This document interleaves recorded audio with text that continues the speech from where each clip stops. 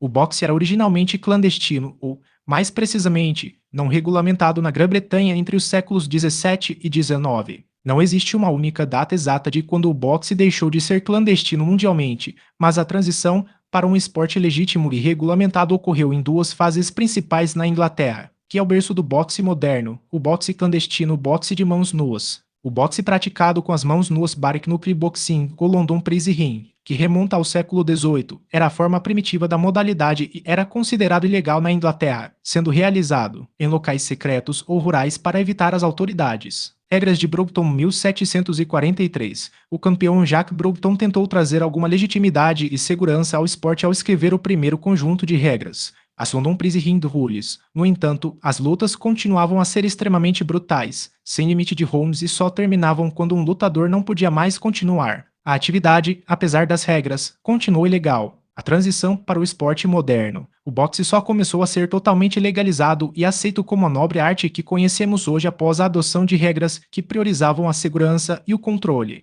Regras do Marquês de Queensberry 1867. Este foi o ponto de virada definitivo. As novas regras, criadas por John Graham Chambers e apoiadas pelo Marquês de Queensberry, estabeleceram o uso obrigatório de luvas de boxe, o limite de 3 minutos por round e o sistema de contagem de 10 segundos após o knockdown. Legalização, a adoção e aplicação generalizada das regras de Queensberry no final do século XIX transformaram o pugilismo em um esporte muito mais seguro e controlável, levando-o a ser aceito, pela lei e pela sociedade. A última grande luta de título com as mãos nuas na história do boxe moderno foi registrada em 1889, simbolizando o fim da era clandestina e brutal na Grã-Bretanha. O boxe com luvas se tornou esporte olímpico em 1904. A profissionalização do boxe no século XX foi um período de auge, glamour e consolidação como um dos esportes mais importantes e lucrativos do mundo. O século marcou a transição final do esporte de algo marginalmente regulamentado para um fenômeno de entretenimento global. Fases da profissionalização no século XX.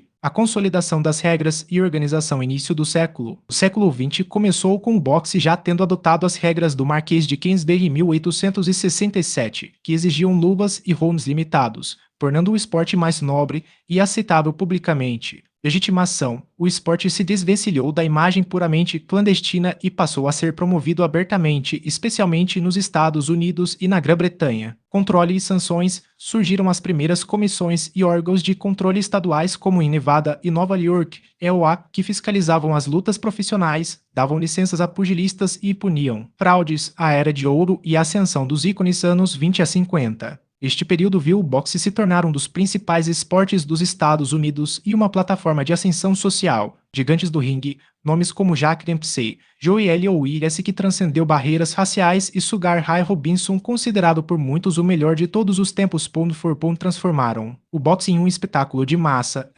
popularidade na mídia. O boxe se beneficiou enormemente do rádio e, posteriormente, da televisão, que levou à popularidade dos campeões a níveis estratosféricos. A era Muhammad Ali e a expansão global anos 60 a 80. A figura de Muhammad Ali, anteriormente Cassius Clay, revolucionou o boxe e o esporte em geral, misturando talento, carisma e ativismo social, marketing e personalidade. Ali transformou o boxe, mostrando que o trash talk e a personalidade fora do ringue eram tão importantes quanto o desempenho dentro dele, estabelecendo o modelo do pugilista celebridade. Grandes rivalidades. Os duelos épicos de Ali contra Joe Frazier e George Foreman eram eventos globais, muitas vezes transmitidos para o mundo inteiro, atraindo audiências gigantescas. Múltiplos campeões. O final do século viu a proliferação de organizações WBA, WBC, IBF, UBO, etc., o que, por um lado, gerou mais oportunidades para pugilistas, mas, por outro, diluiu o prestígio de ser campeão mundial. O legado dos pesos pesados anos 80 e 90. A ascensão de figuras como Mike Tyson e a rivalidade com outros nomes como Evander Holyfield mantiveram o boxe profissional no topo das manchetes, especialmente na categoria peso pesado, a mais glamourosa do esporte. O século XX foi, inegavelmente, a era de ouro do boxe, definindo o modelo de esporte profissional que conhecemos hoje.